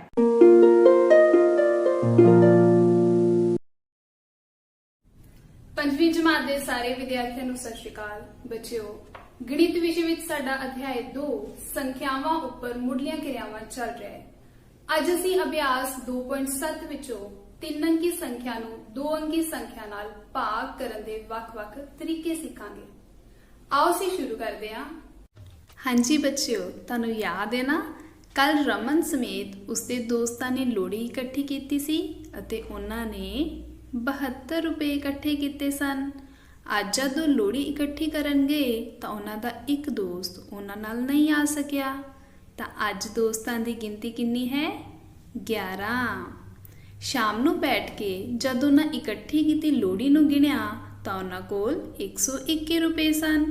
ਹੁਣ ਉਹ ਸੋਚਦੇ ਹਨ ਕਿ ਇਹਨਾਂ ਰੁਪਿਆਂ ਨੂੰ ਆਪਣੇ ਸਾਰੇ ਦੋਸਤਾਂ ਵਿੱਚ ਬਰਾਬਰ ਵੰਡ ਲਿਆ ਜਾਵੇ। ਤਾਂ ਬੱਚਿਓ, ਹਰੇਕ ਦੋਸਤ ਦੇ ਹਿੱਸੇ ਵਿੱਚ ਕਿੰਨੇ ਰੁਪਏ ਆਉਣਗੇ? ਦੇਖੋ ਬੱਚਿਓ, ਅਸੀਂ 121 ਰੁਪਏ 11 ਬੱਚਿਆਂ ਦੇ ਵਿੱਚ ਬਰਾਬਰ ਵੰਡਨੇ ਹਨ ਅਤੇ ਬਰਾਬਰ ਵੰਡ ਕਰਨ ਨੂੰ ਭਾਗ ਕਰਨਾ ਕਿਹਾ ਜਾਂਦਾ ਹੈ। ਸਭ ਤੋਂ ਪਹਿਲਾਂ ਅਸੀਂ ਘਟਾਓ ਵਿਧੀ ਨਾਲ ਬਰਾਬਰ ਵੰਡ ਕਰਾਂਗੇ।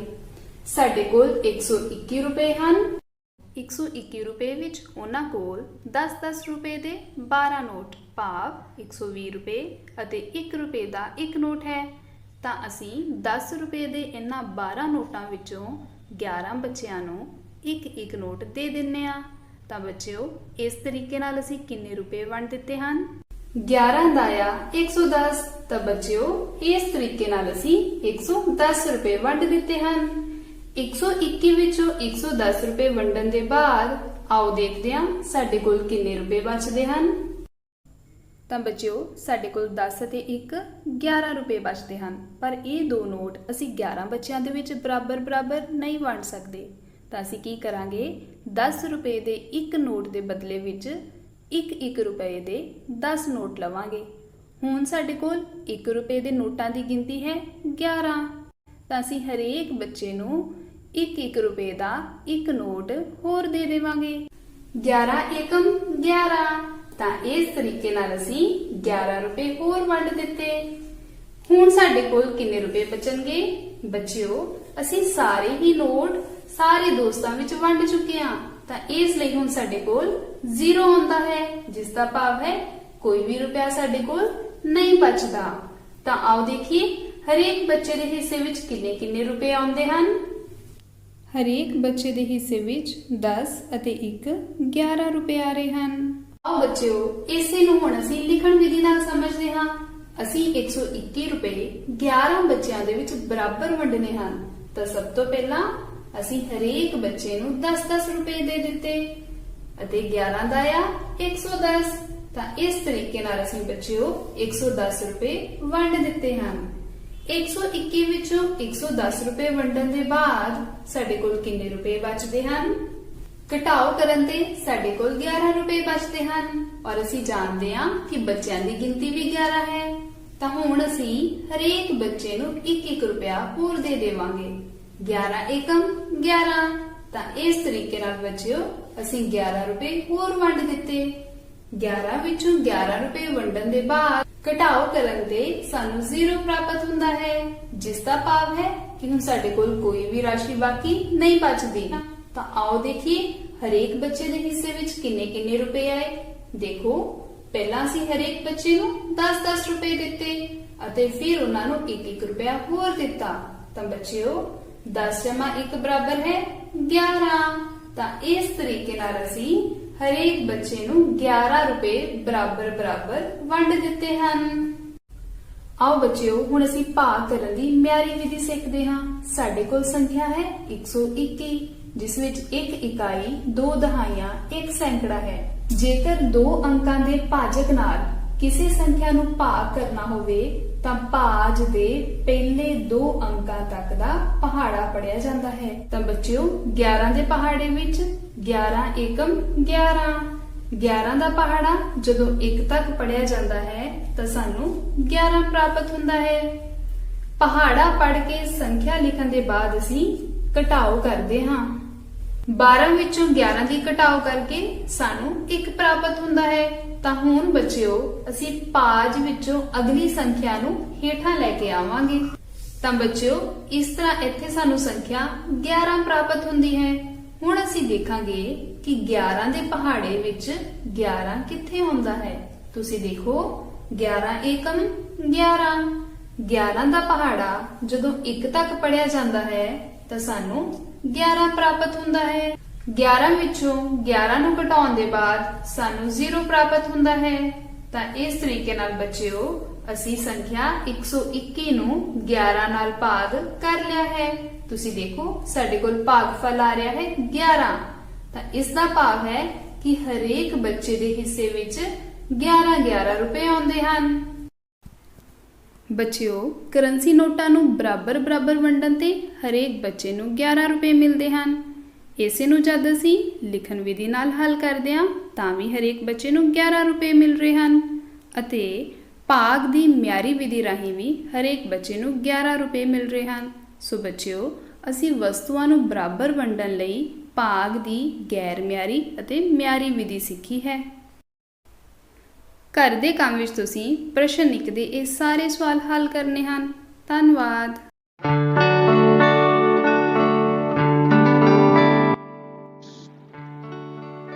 Hello dear children of class 5.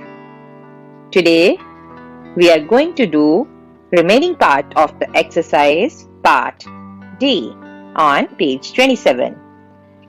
Punctuate the following sentences. Let's start. And the sentence is, how did you come to know? Said Gurpreet. Here in this sentence, Gurpreet is asking, how did you come to know? So, we will write, how did you come to know in quotation mark. And how with capital H did you come to know? Since it is a question, so we will put question mark. Said Gurpreet. Gurpreet with capital G. And full stop. Next sentence. Simran, Jaspreet, Neelam and Anu go by bus. In this sentence, we will separate the proper noun with a comma and write all the proper noun with capital letter as Simran with capital S, comma, Jaspreet with capital J, comma, Neelam with capital N,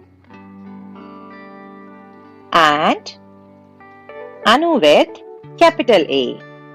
Go by bus. Simran, Jasprit, Neelam and Anu go by bus. Next sentence. Kavita said, they are not using toilets. We will start the sentence with capital letter of proper noun Kavita K. Kavita said.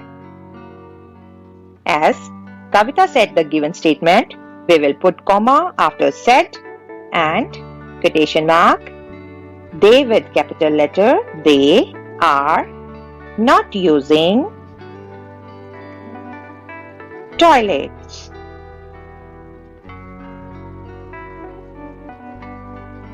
Full stop and close the quotation. Kavita said, they are not using toilets. Next is, how tall the buildings are. As we know, this sentence, Pala was amazed to see tall building. So, we will start the statement with capital H. How tall the buildings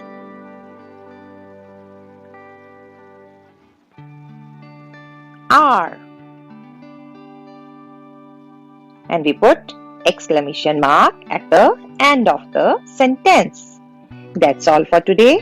Now it's time for homework. Your homework is complete this exercise on page number 27 in your book. ਪਿਆਰੇ ਬੱਚਿਓ, ਤੁਹਾਨੂੰ ਤੁਹਾਡੇ ਮਾਤਾ-ਪਿਤਾ ਨੇ ਜਨਮ ਦਿੱਤਾ ਹੈ ਤੇ ਤੁਸੀਂ ਉਹਨਾਂ ਵਰਗੇ ਦਿਸਦੇ ਹੋ। ਜਾਨਵਰ ਆਪਣੇ ਵਰਗੇ ਜਾਨਵਰਾਂ ਨੂੰ ਜਨਮ ਦਿੰਦੇ ਹਨ। ਪੰਛੀ ਆਂਡੇ ਦਿੰਦੇ ਹਨ ਜਿਨ੍ਹਾਂ ਵਿੱਚੋਂ ਕਿ ਉਹਨਾਂ ਦੇ ਬੱਚੇ ਨਿਕਲਦੇ ਹਨ। ਪਰ ਕੀ ਤੁਸੀਂ ਕਦੇ ਸੋਚਿਆ ਹੈ ਕਿ ਨਵੇਂ ਪੌਦਿਆਂ ਦਾ ਜਨਮ ਕਿਵੇਂ ਹੁੰਦਾ ਹੈ? ਇੱਕ ਪੌਦੇ ਵਰਗੇ ਹੋਰ ਪੌਦੇ ਕਿਵੇਂ ਬਣਦੇ ਹਨ? ਤੇ ਚਲੋ ਅੱਜ ਆਪਾਂ ਪਾਠ 8 ਬੀਜ ਦਾ ਸਫ਼ਰ ਵਿੱਚ ਇਸ ਬਾਰੇ ਪੜ੍ਹ ਲੈਂਦੇ ਹਾਂ। ਚਾਚਾ ਜੀ, ਮੈਨੂੰ ਫੁੱਲ ਬਹੁਤ ਸੋਹਣੇ ਲੱਗਦੇ ਨੇ। ਤੁਸੀਂ ਮੈਨੂੰ ਗੁਲਾਬ ਅਤੇ ਗੇਂਦੇ ਦੇ ਬੀਜ ਲਿਆ ਦੇਵੋਗੇ? ਜ਼ਰੂਰ ਪੁੱਤਰ, ਗੇਂਦੇ ਦੇ ਬੀਜ ਤਾਂ ਮਿਲ ਹੀ ਜਾਣਗੇ, ਪਰ ਕੀ ਤੈਨੂੰ ਪਤਾ ਹੈ ਕਿ ਗੁਲਾਬ ਦੇ ਬੀਜ ਨਹੀਂ ਬੀਜੇ ਜਾਂਦੇ? ਆਮ ਤੌਰ ਤੇ ਉਸ ਦੀ ਕਲਮ ਲੱਗਦੀ ਹੈ। ਚਾਚਾ ਜੀ, ਕਲਮ ਕੀ ਹੁੰਦੀ ਆ? ਪੁੱਤਰ, ਗੁਲਾਬ ਦੇ ਪੌਦੇ ਤੋਂ ਲਗਭਗ ਦਾਤਣ ਜਿੰਨੀ ਮੋਟੀ ਟਾਹਣੀ ਕੱਟ ਲਈ ਜਾਂਦੀ ਹੈ। ਇਸ ਨੂੰ ਜ਼ਮੀਨ ਵਿੱਚ ਲਗਾ ਦਿੱਤਾ ਜਾਂਦਾ ਹੈ। ਕੁਝ ਦਿਨ ਬਾਅਦ ਪੱਤੇ ਨਿਕਲ ਆਉਂਦੇ ਹਨ। ਆਓ ਆਪਾਂ ਦੇਖਦੇ ਹਾਂ ਕਿ ਨਵੇਂ ਪੌਦੇ ਕਿਵੇਂ ਉੱਗਦੇ ਹਨ। ਬੀਜਾਂ ਤੋਂ ਉੱਗਣ ਵਾਲੇ ਪੌਦੇ। ਕੁਝ ਪੌਦੇ ਅਜਿਹੇ ਹੁੰਦੇ ਹਨ ਜਿਨ੍ਹਾਂ ਨੂੰ ਆਪਾਂ ਬੀਜ ਕੇ ਉਗਾਉਂਦੇ ਹਾਂ। ਅਸੀਂ ਪੌਦੇ ਦਾ ਬੀਜ ਦਿੰਦੇ ਹਾਂ ਤੇ ਉਸ ਵਰਗਾ ਪੌਦਾ ਉੱਗ ਪੈਂਦਾ ਹੈ, ਜਿਵੇਂ ਕਿ ਮਿਰਚ, ਭਿੰਡੀ, ਕਰੇਲਾ, ਸ਼ਿਮਲਾ ਮਿਰਚ ਆਦਿ। ਕਲਮਾਂ ਤੋਂ ਉੱਗਣ ਵਾਲੇ ਪੌਦੇ।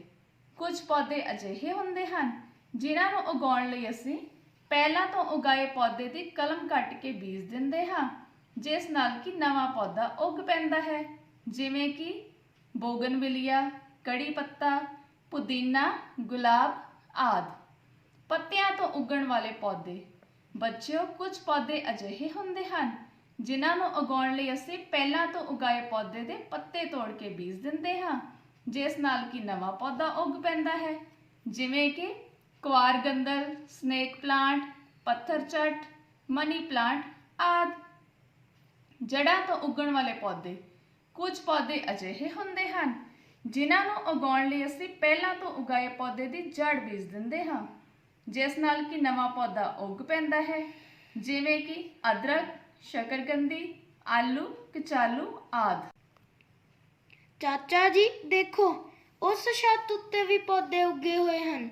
ਕੀ ਇਹ ਪੌਦੇ ਕਿਸੇ ਨੇ ਛੱਤ ਤੇ ਬੀਜੇ ਹਨ? ਨਹੀਂ ਸੁਖਮਨ, ਇਹਨਾਂ ਪੌਦਿਆਂ ਨੂੰ ਕਿਸੇ ਨੇ ਛੱਤ ਉੱਪਰ ਬੀਜਿਆ ਨਹੀਂ, ਬਲਕਿ ਇਹਨਾਂ ਦੇ ਬੀਜ ਕਿਸੇ ਨਾ ਕਿਸੇ ਤਰੀਕੇ ਛੱਤ ਉੱਤੇ ਪਹੁੰਚ ਗਏ ਹੋਣਗੇ। ਚਾਚਾ ਜੀ, ਉਹ ਕਿਵੇਂ? ਬੇਟਾ, ਬੀਜ ਬੜੇ ਤਰੀਕਿਆਂ ਨਾਲ ਇੱਕ ਸਥਾਨ ਤੋਂ ਦੂਜੇ ਸਥਾਨ ਤੱਕ ਪਹੁੰਚ ਜਾਂਦੇ ਹਨ। ਜਿਵੇਂ ਪੰਛੀ ਬਹੁਤ ਸਾਰੇ ਰੁੱਖਾਂ ਉੱਤੋਂ ਫਲ ਤੋੜ ਕੇ ਖਾਣ ਲਈ ਲੈ ਜਾਂਦੇ ਹਨ, ਤੇ ਫਲ ਖਾਣ ਤੋਂ ਬਾਅਦ ਬੀਜ ਛੱਤਾਂ ਉੱਪਰ ਰਹਿ ਜਾਂਦੇ ਹਨ। ਅੱਕ ਦੇ ਬੀਜ ਆਪਣੇ ਖੰਭਾਂ ਨਾਲ ਹਵਾ ਵਿੱਚ ਉੱਡ ਕੇ ਇੱਕ ਥਾਂ ਤੋਂ ਦੂਜੀ ਥਾਂ ਪਹੁੰਚ ਜਾਂਦੇ ਹਨ। ਅੱਕ ਅਤੇ ਗਾਜਰ ਬੂਟੀ ਦੇ ਬੀਜ ਛੋਟੇ ਆਕਾਰ ਤੇ ਹਲਕੇ ਭਾਰ ਕਾਰਨ ਹਵਾ ਰਾਹੀਂ ਦੂਸਰੇ ਸਥਾਨਾਂ ਤੱਕ ਪਹੁੰਚ ਜਾਂਦੇ ਹਨ। ਪੁੱਠ ਕੰਡਾ ਤੇ ਗੁੱਤ ਪਟਣਾ ਅਕਸਰ ਜਾਨਵਰਾਂ ਦੇ ਸਰੀਰ ਨਾਲ ਚੁੰਬੜ ਕੇ ਦੂਜੀਆਂ ਥਾਵਾਂ ਤੱਕ ਸਫ਼ਰ ਕਰਦੇ ਹਨ।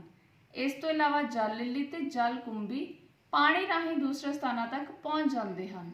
ਆਓ ਆਪਾਂ ਦੇਖਦੇ ਹਾਂ ਕਿ ਬੀਜ ਕਿਹੜੇ ਢੰਗਾਂ ਰਾਹੀਂ ਇੱਕ ਥਾਂ ਤੋਂ ਦੂਜੀ ਥਾਂ ਤੇ ਪਹੁੰਚਦੇ ਹਨ। ਪੰਛੀਆਂ ਰਾਹੀਂ ਪੰਛੀ ਫਲ ਤੋੜ ਕੇ ਖਾਣ ਲਈ ਲੈ ਜਾਂਦੇ ਹਨ ਤੇ ਫਲ ਖਾਣ ਤੋਂ ਬਾਅਦ ਬੀਜ ਛੱਤਾਂ ਉੱਪਰ ਰਹਿ ਜਾਂਦੇ ਹਨ। ਹਵਾ ਰਾਹੀਂ ਉੱਡ ਕੇ ਕੁਝ ਹਲਕੇ ਬੀਜ ਇੱਕ ਥਾਂ ਤੋਂ ਦੂਜੀ ਥਾਂ ਤੱਕ ਪਹੁੰਚ ਜਾਂਦੇ ਹਨ। ਪਾਣੀ ਰਾਹੀਂ ਕੁਝ ਪੌਦਿਆਂ ਦੇ ਬੀਜ ਪਾਣੀ ਰਾਹੀਂ ਇੱਕ ਥਾਂ ਤੋਂ ਦੂਜੀ ਥਾਂ ਤੱਕ ਜਾਂਦੇ ਹਨ।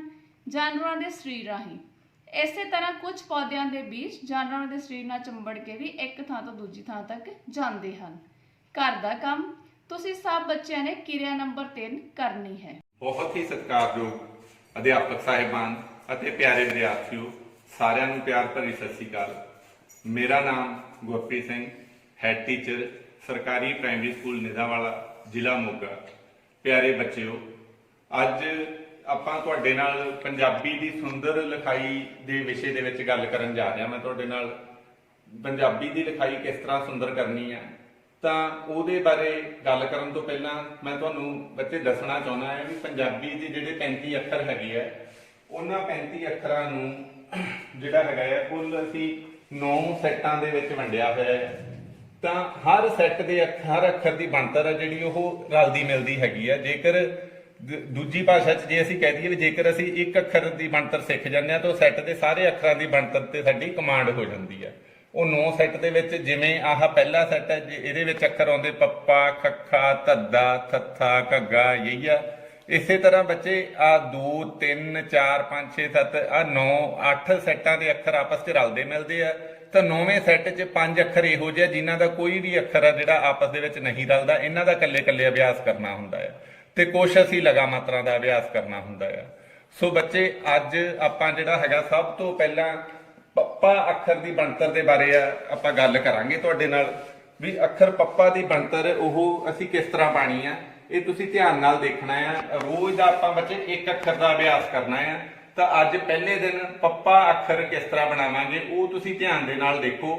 ਜਿਹੜੀ ਤੁਹਾਨੂੰ ਸ਼ੀਟ ਭੇਜੀ ਗਈ ਆ ਉਸ ਸ਼ੀਟ ਦੇ ਉੱਤੇ ਬੱਚੇ ਤੁਸੀਂ ਪੈਨਸਲ ਦੇ ਨਾਲ ਥੱਲੇ ਅਭਿਆਸ ਕਰਨਾ ਆ ਤਾਂ ਕਿ ਤੁਹਾਡੀ ਜਿਹੜੀ ਕਮਾਂਡ ਆ ਪੱਪਾ ਅੱਖਰ ਦੇ ਉੱਤੇ ਹੋ ਸਕੇ। ਤਾਂ ਬੱਚੇ, ਆਪਾਂ ਹੁਣ ਅੱਖਰ ਪੱਪਾ ਦੇ ਬਾਰੇ ਗੱਲ ਕਰਦੇ ਹਾਂ। ਸਭ ਤੋਂ ਪਹਿਲਾਂ ਬੇਟਾ ਅੱਖਰ ਪੱਪਾ ਪਾਉਣ ਦੇ ਲਈ ਆਹ ਜਿਹੜੀ ਲਾਈਨ ਲਗਾਈ ਹੋਈ ਹੈ ਬੱਚੇ, ਸੈਂਟਰ ਲਾਈਨ, ਇਹ ਤਾਂ ਲਗਾਈ, ਵੈਸੇ ਤੁਹਾਨੂੰ ਉਹਦੇ ਵਰਕਬੁੱਕ ਦੇ ਉੱਤੇ ਨੋਟਸ ਦੇ ਉੱਤੇ ਸੈਂਟਰ ਲਾਈਨ ਨਹੀਂ ਮਿਲੂਗੀ, ਪਰ ਇਹ ਤਾਂ ਲਗਾਈ ਤਾਂ ਕਿ ਤੁਹਾਨੂੰ ਅੱਖਰ ਦੀ ਬਣਤਰ ਹੈ ਜਿਹੜੀ ਉਹ ਸਪਸ਼ਟ ਹੋ ਜਾਵੇ। ਤਾਂ ਸਭ ਤੋਂ ਪਹਿਲਾਂ ਆਪਾਂ ਬੇਟਾ ਅੱਖਰ, ਇਹ ਜਿਹੜੇ 9 ਵਰਗਾਂ ਦੇ ਵਿੱਚ ਵੰਡਿਆ ਗਿਆ, ਪਹਿਲੇ ਵਰਗ ਦਾ ਪਹਿਲਾ ਅੱਖਰ ਆ ਜਿਹੜਾ ਉਹ ਆਪਾਂ ਸਿੱਖਣ ਲੱਗੇ ਆ। ਤਾਂ ਅੱਖਰ ਪੱਪਾ, ਸਭ ਤੋਂ ਪਹਿਲਾਂ ਬੇਟਾ ਆਪਾਂ ਆਹ ਜਿਹੜੀ ਲੇਟਵੇਂ ਦਾ ਰੇਖਾ ਲਵਾਂਗੇ ਉੱਪਰਲੇ ਪਾਸੇ। ਇੱਥੋਂ ਹਲਕਾ ਜਿਹਾ ਅੰਦਰ ਨੂੰ ਗੋਲਾਈ ਦਿੰਦੇ ਹੋਏ ਅਸੀਂ ਅੱਧ ਨਾਲੋਂ ਮਾਮੂਲੀ ਜਿਹੀ ਥੱਲੇ ਆ ਜਾਵਾਂਗੇ। ਆਹ ਪੁਆਇੰਟ ਹੈ ਜਿਹੜਾ, ਇਸ ਪੁਆਇੰਟ ਨਾਲੋਂ ਮਾਮੂਲੀ ਜਿਹਾ ਇੱਕ ਡਾਟ ਬਾਹਰਲੇ ਪਾਸੇ ਨੂੰ ਰਹਿਣਾ ਚਾਹੀਦਾ ਹੈ। ਇਸ ਬਿੰਦੂ ਤੇ ਆ ਕੇ ਅਸੀਂ ਠਹਿਰਾਓ ਕਰਾਂਗੇ। ਠਹਿਰਾਓ ਕਰਕੇ ਇੱਥੋਂ ਹਲਕੀ ਜਿਹੀ ਗੋਲਾਈ ਦਿੰਦੇ ਹੋਏ ਅਸੀਂ ਇੱਥੇ ਆ ਗਏ। ਇੱਥੇ ਆ ਕੇ ਅਸੀਂ ਪੈਨਸਲ ਚੁੱਕ ਲੈਣੀ ਆ। ਤਾਂ ਉੱਪਰੋਂ ਇਹਦੀ ਸੇਧ ਦੇ ਵਿੱਚ ਅਸੀਂ ਸਿੱਧੀ ਰੇਖਾ ਲੈ ਆਉਣੀ ਆ। ਦੋਵੇਂ ਲਾਈਨਾਂ ਦੇ ਵਿੱਚ ਅੱਖਰ ਦੀ ਬਣਤਰ ਅਸੀਂ ਪੂਰੀ ਕਰਨੀ ਆ। ਤੇ ਆਹ ਛੋਟੀ ਜੀ ਰੇਖਾ ਜਿਹਨੂੰ ਕੀ ਹੁਲਾਰਾ ਵੀ ਬੋਲਦੇ ਆ, ਹਰ ਅੱਖਰ ਦੇ ਨਾਲ ਤੇ ਹਰ ਸ਼ਬਦ ਦੇ ਨਾਲ ਲਗਾਉਣੀ ਹੁੰਦੀ ਆ, ਵਧਾ ਕੇ ਲਾਉਣੀ ਹੁੰਦੀ ਆ। ਫੇਰ ਬੇਟਾ ਗੱਲ ਕਲੀਅਰ ਕਰ ਲਓ। ਅਸੀਂ ਪੱਪਾ ਅੱਖਰ ਦੀ ਬਣਤਰ ਬਣਾਉਂਦੇ ਹੋਏ ਪਹਿਲਾਂ ਆਹ ਰੇਖਾ ਇੱਥੋਂ ਇੱਥੇ ਆਏ, ਇੱਥੋਂ ਹਲਕੀ ਜਿਹੀ ਗੋਲਾਈ ਦਿੰਦੇ ਹੋਏ, ਕਰਵ ਦਿੰਦੇ ਹੋਏ ਅੱਧ ਤੋਂ ਥੱਲੇ ਜਾਂ ਅੱਧ ਤੱਕ ਵੀ ਰੁਕ ਸਕਦੇ, ਪਰ ਇਹ ਜ਼ਿਆਦਾ ਡੀਪ ਨਹੀਂ ਆਵਾਂਗੇ ਅਸੀਂ। ਤਾਂ ਆਹ ਪੁਆਇੰਟ ਆ ਜਿਹੜਾ, ਇਸ ਪੁਆਇੰਟ ਨਾਲੋਂ ਮਾਮੂਲੀ ਜਿਹਾ ਇੱਕ ਡਾਟ, 2 ਡਾਟ ਲੈਫਟ ਸਾਈਡ ਦੇ ਉੱਤੇ ਖੱਬੇ ਪਾਸੇ ਹੋਣਾ ਚਾਹੀਦਾ ਹੈ। ਇਸ ਬਿੰਦੂ ਤੇ ਠਹਿਰਾਓ ਕਰਦੇ ਹੋਏ ਇੱਥੋਂ ਗੋਲਾਈ ਦਿੰਦੇ ਹੋਏ ਅਸੀਂ ਇੱਥੇ ਆ ਜਾਾਂਗੇ। ਔਰ ਇਸ ਬਿੰਦੂ ਦੇ ਉੱਤੇ ਬੇਟਾ ਨੌਬ ਬਣਨੀ ਬਹੁਤ ਜ਼ਰੂਰੀ ਹੈਗੀ ਹੈ। ਫਿਰ ਅੱਖਰ ਦਾ ਸੁਹੱਪਣਾ ਜਿਹੜਾ ਉਹ ਬਹੁਤ ਵਧੀਆ ਆਉਂਦਾ ਹੈ।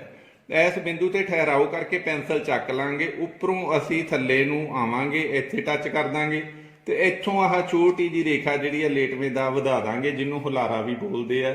ਇਹ ਬੱਚੇ ਹੈਗੀ ਆ ਅੱਖਰ ਪੱਪਾ ਦੀ ਬਣਤਰ। ਸੋ ਅੱਜ ਬੇਟਾ ਤੁਸੀਂ ਇਹ ਪੱਪਾ ਅੱਖਰ ਦਾ ਜਿਹੜੀ ਸ਼ੀਟ ਤੁਹਾਨੂੰ ਭੇਜੀ ਆ ਉਹਦੇ ਉੱਤੇ ਅਭਿਆਸ ਕਰਨਾ ਹੈ ਤੇ ਕੱਲ ਨੂੰ ਅਸੀਂ ਇਸੇ ਸੈੱਟ ਦੇ ਅਗਲੇ ਅੱਖਰ ਦੇ ਬਾਰੇ ਤੁਹਾਡੇ ਨਾਲ ਗੱਲ ਕਰਾਂਗੇ। ਧੰਨਵਾਦ ਜੀ।